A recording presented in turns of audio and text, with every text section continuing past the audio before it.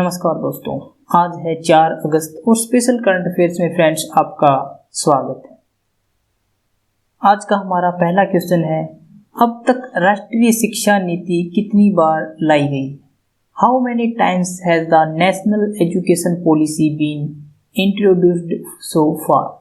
तो राष्ट्रीय शिक्षा नीति 2020 1968 और 1986 के बाद स्वतंत्र भारत की तीसरी शिक्षा नीति है, यानी कि अब तक 3 बार राष्ट्रीय शिक्षा नीति अलग अलग फॉर्मेट में बनाई गई। National education policy 2020 will be the third education policy of independent India after the year 1968 and 1986।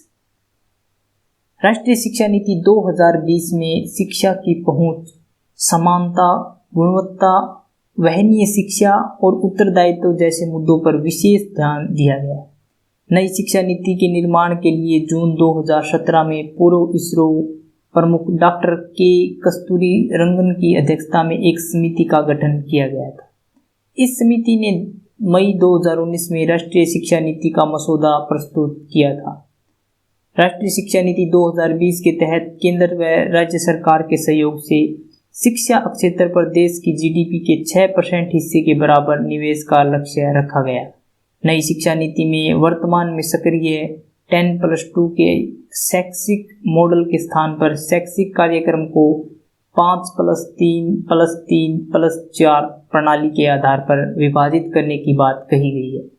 तकनीकी शिक्षा, भाषाई बाध्यताओं को दूर करने, दिव्यांग छात्रों के लिए शिक्षा को सुगम बनाने आदि के लिए तकनीकी के प्रयोग को बढ़ावा देने पर बल दिया गया है। इस शिक्षा नीति में छात्रों में रचनात्मक सोच, तार्किक निर्णय और नवाचार की भावना को प्रोत्साहित करने पर बल दिया गया है। मानव संसाधन विकास मंत्रालय का नाम बदलकर क्या कर दिया है? What has been changed to Ministry of Human Resource Development? शिक्षा मंत्रालय, education ministry has been changed to ministry of human resource development. National शिक्षा नीति 2020 के तहत MHRD का नाम बदलकर शिक्षा मंत्रालय करने का उद्देश्य है शिक्षा और सीखने, एजुकेशन एंड लर्निंग पुनः अधिक ध्यान आकर्षित करना है। डिजिटल शिक्षा 2020 पर भारत रिपोर्ट किसके द्वारा जारी की गई है? The India report of digital education 2020 has been released by which? मानव संसाधन विकास मंत्रालय, ministry of human resource and development द्वारा जारी की गई है डिजिटल शिक्षा 2020 रिपोर्ट।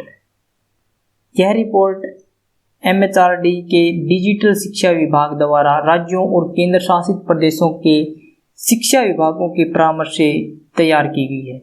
यह घर पर बच्चों के लिए सुलभ और समावेशी शिक्षा सुनिश्चित करने तथा कोविड-19 महामारी के दौरान सीखने के अंतराल को कम करने के लिए MHRD द्वारा अपनाई गई थी अभिनव विधियों को संदर्भित करती है। डिजिटल शिक्षा पर प्राज्ञता नामक दिशा निर्देश किस मंत्रालय द्वारा जारी की गई? Which ministry has issued guidelines on digital education called प्राज्ञता? तो मानव संसाधन विकास मंत्रालय, ministry of human resource and development द्वारा दिशा निर्देश दिए गए हैं प्राज्ञता। MHRD की जो पहले हैं कि दीक्षा मंच, Swayam Prabha TV channel, on air Shikshavani, e Pathshala और टीवी चैनलों के प्रसारणों के माध्यमों से शिक्षकों, विद्वानों और छात्रों की सहायता के लिए कई परियोजनाओं की शुरुआत की गई है। इसके अलावा डिजिटल शिक्षा पर प्राज्ञता नामक दिशा निर्देश भी जारी किए गए हैं। किसके द्वारा कहा गया है कि शांतिपूर्ण ऑनलाइन या व्यक्तिगत रूप से विरोध करना मनुष्य का एक मौलिक मानवीय अधिकार है? By whom has it been said that peaceful online or in person protest is a fundamental human right of man? तो संयुक्त राष्ट्र मानवाधिकार समिति, United Nations human rights committee द्वारा कहा गया है कि ऑनलाइन शांतिपूर्ण ढंग से आप किसी व्यक्तिगत रूप से विरोध कर रहे हैं तो यह आपका मौलिक मानवीय अधिकार है। इसके द्वारा यह UNHRC स्वतंत्र विशेषज्ञों वाला एक निकाय है जो नागरिक और राजनीतिक अधिकारों पर अंतर्राष्ट्रीय नियम के कार्यान्वयन की निगरानी करता है। 18 सदस्यीय मानवाधिकार समिति ने ICCPR के अनुच्छेद 21 जो शांतिपूर्ण तरीके से एकत्रित होने के अधिकार की गारंटी देता है, उसके संबंध में एक नवीनतम व्याख्या जारी की। अगर आपको RRB, NTPC, railway group D या रेलवे JEE जैसे एग्जाम्स के लिए करंट अफेयर प्रिपेयर करनी है तो आप यहाँ से कर सकते हैं। भारत में नागरिकों को भाषण और अभिव्यक्ति की स्वतंत्रता का अधिकार किस अनुच्छेद में प्रदान किया गया है? In which article is the right of freedom of speech and expression given to citizens in India? अनुच्छेद 19(1)(a) आर्टिकल 19(1)(a) में दिया गया है कि कोई भी भारत का नागरिक भाषण और अभिव्यक्ति की स्वतंत्रता का अधिकार प्राप्त करता है। अनुच्छेद 19(1)(b) में सभी नागरिकों को बिना हथियार के शांतिपूर्ण रूप से एकत्रित होने का मौलिक अधिकार प्रदान है। इस प्रकार विरोध के अधिकार को संविधान के तहत एक मौलिक अधिकार के रूप में मान्यता प्राप्त है। संविधान के अनुच्छेद 19(1)(a) और 19(1)(b) के तहत पूर्वोक्त अधिकार अपने दायरे में अछूता और असीमित नहीं है तथा इन पर भी युक्त निर्बंधन लगाए गए हैं। राज्य दो आधारों पर एकत्रित होने के अधिकार पर उचित प्रबंध लगा सकता है। भारत की संप्रभुता और अखंडता संबंधित क्षेत्र में यातायात के रखरखाव सहित सार्वजनिक व्यवस्था आती है। नागरिक और राजनीतिक अधिकारों पर अंतर्राष्ट्रीय नियम कब लागू हुए थे? When did the international rules on civil and political rights come into force?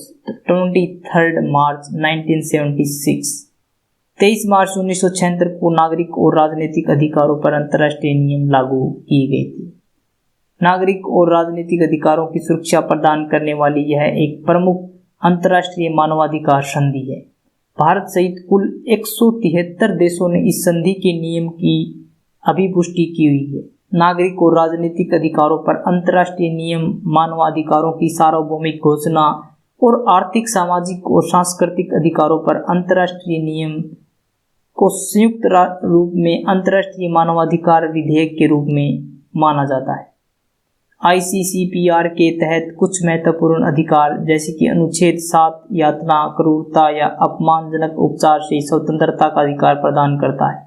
अनुच्छेद 9 व्यक्ति की सुरक्षा का अधिकार प्रदान करता है। अनुच्छेद 18 के तहत सभी को अपना धर्म अपनाने का अधिकार है। अनुच्छेद 24 प्रत्येक बच्चे को विशेष सुरक्षा का अधिकार प्रदान करता है। अनुच्छेद 26 सभी व्यक्तियों के लिए कानून के समान संरक्षण का अधिकार प्रदान करता है।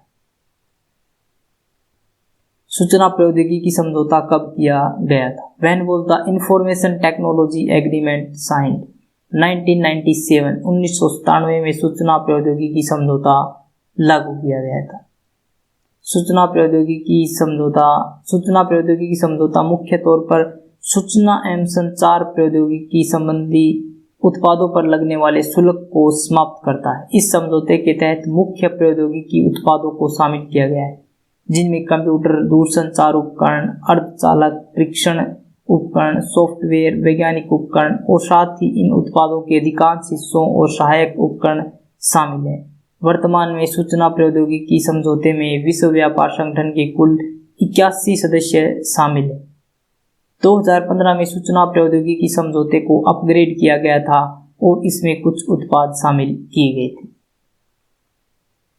घंटेश्वर मंदिर में किस शैली का प्रयोग किया गया है? Which style is used in Ghanteshwar temple?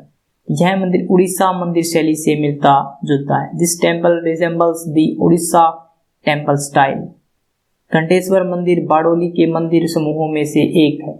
इस मंदिर में शिव के नटराज स्वरूप को उत्कीर्ण किया गया है।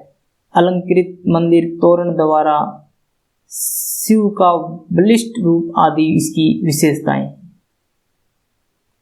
लाइफ कोई समस्या नहीं कि जिसे तुम सुलझाना है। लाइफ एक एहसास है जिसे तुम्हें महसूस करना। काफी व्यक्तियों को सुना होगा और अक्सर हम कहते ही रहते हैं कि जीवन एक संघर्ष है या एक समस्या है जिसे हमें सुलझाना है लेकिन लाइफ एक एहसास है जिसे तुम्हें महसूस करना है। Question of the day friends, कौन सी राष्ट्रीय शिक्षा नीति घोषित की गई है? तो ऑप्शन ए है पहली है, ऑप्शन बी तीसरी, ऑप्शन सी पांचवी और ऑप्शन डी दूसरी। तो कौन सी है यह राष्ट्रीय शिक्षा नीति जो 2020 में लाई गई है? अगर आपको वीडियो अच्छी लगी तो इसे लाइक करें, शेयर करें और सब्सक्राइब करें ताकि आपको नोटिफिकेशन मिलता रहे। अगर आपको इसकी पीडीएफ चाहिए तो आप हमारे टेलीग्राम ग्रुप से डाउनलोड कर सकते हैं, जिसका लिंक हमने डिस्क्रिप्शन बॉक्स में दिया हुआ। आज के लिए इतना ही। Thanks for watching.